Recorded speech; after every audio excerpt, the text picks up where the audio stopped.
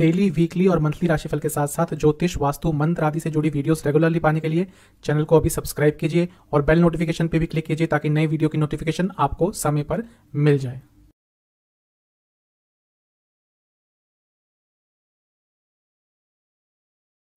ओम गणेशाय नमः। ओम नमः शिवाय। मैं निखिल ज्योतिष आचार्य आप सभी का मेरे चैनल पर पुनः स्वागत करता हूं। आशा करता हूं आप सभी स्वस्थ होंगे। महादेव की कृपा आप सभी पर सदैव बनी रहे। ये वीडियो कन्या यानी कि वर्गों के लिए अत्यंत महत्वपूर्ण वीडियो है, क्योंकि इस वीडियो में हम चर्चा करेंगे मंगल के राशि परिवर्तन के बारे में, जो कि मार्च 2023 में होने वाला है। 13 मार्च 2023 को मंगल राशि परिवर्तन करेंगे और बहुत लंबे अंतराल के बाद वो राशि परिवर्तन कर रहे हैं, क्योंकि अक्टूबर के अंत में वह वक्री होकर पतित हो गए थे। मंगल का राशि परिवर्तन वैसे ही बहुत चीज़ों पर प्रभाव डालता है। कारण क्या है कि एक कुंडली में 2 भावों के स्वामी होते हैं, 3 दृष्टियां होती हैं इनकी, और कहीं ना कहीं पर किसी भाव में बैठते भी हैं। तो देखिए कि एक ही बार में कितनी जगहों पर इनका प्रभाव पड़ता है। इसलिए मंगल का राशि परिवर्तन बहुत महत्वपूर्ण हो जाता है। और इस वीडियो में हम इन्हीं सब चीज़ों पर चर्चा करेंगे कि मंगल का राशि परिवर्तन कन्या के लिए क्या क्या बदलाव लेकर आने वाला है। पॉजिटिव और नेगेटिव दोनों ही चीज़ों की बात करूंगा और वीडियो के अंत में कुछ उपाय भी अवश्य बताऊंगा। कहाँ से देखिए राशिफल, जैसा मैं हर बार कहता हूं कि अगर आपको अपना लग्न पता है, लग्न से ऑब्जर्व कीजिए, बहुत अच्छे रिजल्ट मिलेंगे। जिनको अपना लग्न नहीं पता, राशि से इसको ऑब्जर्व कर सकते हैं। कोई भी राशिफल आपकी कुंडली का विश्लेषण नहीं होता है, गाइडलाइंस होती है, गाइडेंस होती है। मेरे हिसाब से लग्न से हमेशा बेटर रिजल्ट मिलते हैं। पॉजिटिव पॉइंट से स्टार्ट करेंगे। मंगल आपके 10वें घर में आ रहे हैं। मंगल अष्टम के स्वामी है, तीसरे घर के स्वामी है। मंगल 10वें घर में दिग्बली होते हैं। हर ग्रह का एक ना एक स्थान होता है जहाँ पे वो दिग्बली हो जाते हैं, यानी कि डायरेक्शनल स्ट्रेंथ उनको मिल जाती है। तो मंगल का वो 10वां स्थान है। तो मंगल बहुत स्ट्रांग हो रहे हैं और 10वें घर में हो रहे हैं, यानी कि करियर के लिए जो आने वाले 2 महीने का समय है ये बहुत महत्वपूर्ण रहने वाला है।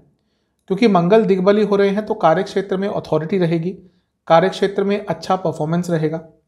इसके साथ ही क्योंकि केंद्र स्थान में हो रहे हैं, जो सबसे स्ट्रांग केंद्र है, 10वां सबसे महत्वपूर्ण और सबसे स्ट्रांग केंद्र होता है, तो जब यहाँ पर एक ग्रह बहुत बली होता है तो पूरे जीवन में अथॉरिटी बढ़ती है। तो ये भी आपके लिए दिख रहा है कि आने वाला जो ये 2 महीने का समय है 13 मार्च से, आपका जीवन बहुत हद तक आपके कंट्रोल में रहेगा। अगर जॉब चली गई थी रिसेंटली तो जॉब प्राप्ति के लिए बहुत अच्छा समय है। कई लोगों की जॉब रिसेंटली गई है क्योंकि ले ऑफ्स चल रहे थे।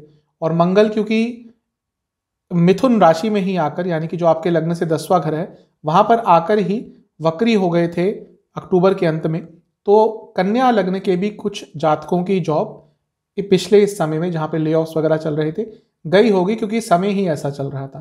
तो जॉब पुनः पाने के लिए, कार्य क्षेत्र में आगे बढ़ने के लिए, परफॉर्मेंस अच्छा देने के लिए और अपने मैनेजमेंट, अपने बॉसेस की नज़रों में आगे बढ़ने के लिए, अपनी कंपनी में अपना नाम बनाने के लिए, अपने ऑर्गेनाइजेशन में अपना नाम बनाने के लिए ये जो समय है 2 महीने का, ये बहुत महत्वपूर्ण है। मेनली आपका फोकस अपने कार्य क्षेत्र पे ही रहना चाहिए, क्योंकि वहां से आपको बहुत कुछ अच्छा प्राप्त होने वाला है।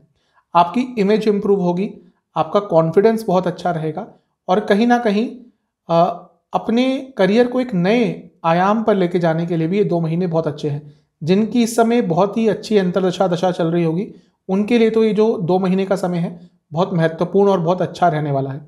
जिनकी नॉर्मल दशा भी चल रही है, बहुत ज़्यादा फेवरिंग भी नहीं है, वो भी कहीं ना कहीं कार्य क्षेत्र में लाभ उठा सकते हैं।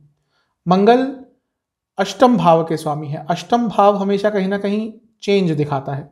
तो जो लोग जॉब चेंज करने के बारे में सोच रहे थे, उनके लिए भी समय बहुत महत्वपूर्ण है। आपको नया जॉब का ऑफर मिल सकता है। और मंगल क्योंकि तीसरे भाव के भी स्वामी है, कॉन्फिडेंस दिखता है वहां से, तो कार्य क्षेत्र में आपका कॉन्फिडेंस एक अलग ही लेवल पर होगा। जो कन्या लग्न के जातक होते हैं, इनके अंदर स्किल्स होती हैं, क्योंकि बुध इनके लग्न के स्वामी, राशि के स्वामी होते हैं, लेकिन कॉन्फिडेंस लैक करते हैं। और मंगल अब वो 2 महीने में आपको कॉन्फिडेंस बहुत देने वाले हैं। क्योंकि मंगल तीसरे भाव के स्वामी है, तो हो सकता है कार्य क्षेत्र के लिए आपको यात्रा भी करनी पड़े, करियर के लिए यात्रा भी करनी पड़े, और कुछ आपसे एरर्स हो रहे थे कार्य क्षेत्र में, उनको भी बहुत अच्छी तरह से अब आप हैंडल कर लेंगे और ऑफिस पॉलिटिक्स को भी बहुत अच्छी तरह से हैंडल कर लेंगे। तो मंगल का प्रभाव आपके लिए बहुत अच्छा दिख रहा है। मंगल सप्तम से चौथे में है, यानी कि बिजनेस के लिए भी कुछ अच्छा दिख रहा है। बिजनेस में नई अपॉर्चुनिटीज आ सकती हैं। और मंगल क्योंकि पंचम भाव से छठे में है, यानी कि जो स्टूडेंट्स हैं जिनका कोई कॉम्पिटिटिव एग्जाम है, क्योंकि पंचम से छठा कॉम्पिटिटिव एग्जाम्स के लिए देखा जाता है और लग्न से छठा भी देखा जाता है। तो मंगल का प्रभाव आ रहा है, यानी कि कॉम्पिटिटिव एग्जाम्स के लिए तो ये समय बहुत अच्छा है। वह लोग जो फोर्सेस में, आर्म फोर्सेस में जॉब ट्राई कर रहे थे, पुलिस हो, फोर्सेस हो, आर्मी हो, उनके लिए समय बहुत अच्छा है। और गवर्नमेंट जॉब के लिए भी कहीं ना कहीं, अगर आप गवर्नमेंट जॉब प्राप्त करना चाहते थे तो उसके लिए भी कहीं ना कहीं ये जो समय है बहुत महत्वपूर्ण है। मंगल की 3 दृष्टियां होती हैं। मंगल की चौथी दृष्टि लग्न पर रहेगी। अब मंगल तीसरे भाव के स्वामी है, जो साहस के लिए देखा जाता है। मंगल अपने आप में साहस पराक्रम के कारक है। जैसा मैं कहते आ रहा हूं, दिग्बली भी है। ये जो 2 महीने का समय है, यहाँ पे आपका कॉन्फिडेंस एकदम चरम सीमा पर रहेगा। बहुत अच्छे अच्छे कार्य आप कर सकते हैं। अपने टैलेंट का उपयोग यदि आप करना चाहते हैं तो उसके लिए 2 महीने बहुत अच्छे हैं।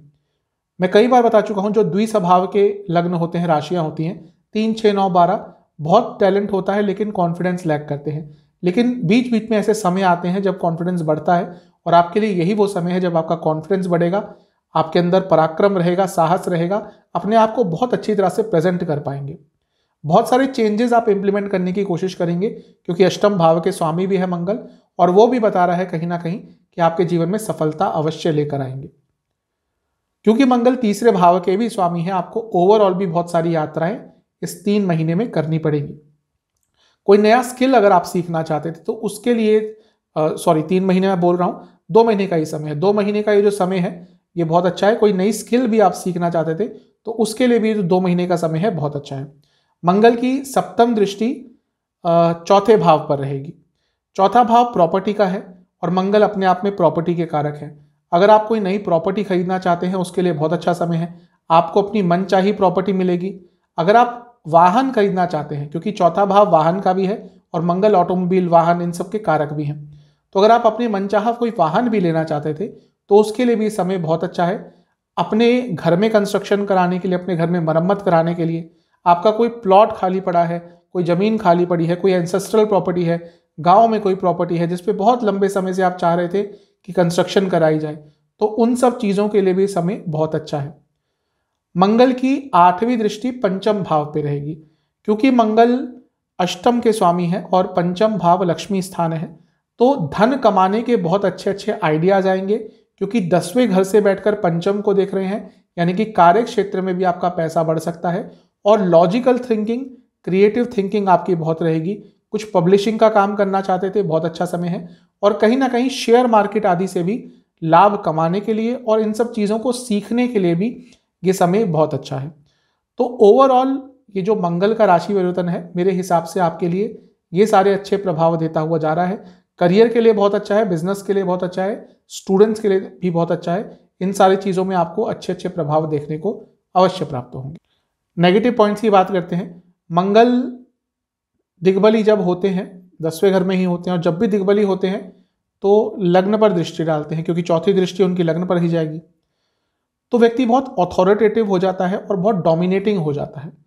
जिसके भी यूजुअली मंगल 10वें घर में होता है वो व्यक्ति थोड़ा अथॉरिटेटिव होता है, उसको अथॉरिटी चाहिए होती है लाइफ में, क्योंकि मंगल दिग्बली भी है और लग्न पर दृष्टि भी है।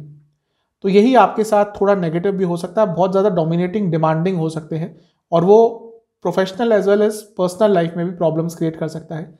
गुस्सा बहुत ज़्यादा रहेगा क्योंकि लग्न पर दृष्टि है। आपकी माता जी की तबीयत थोड़ी खराब हो सकती है, उनका आपको ध्यान रखना है। आपका अपने घर वालों से थोड़ा वाद विवाद हो सकता है, किसी भी छोटी सी छोटी बात पर घर वालों से बहुत मनमुटाव रहेगा।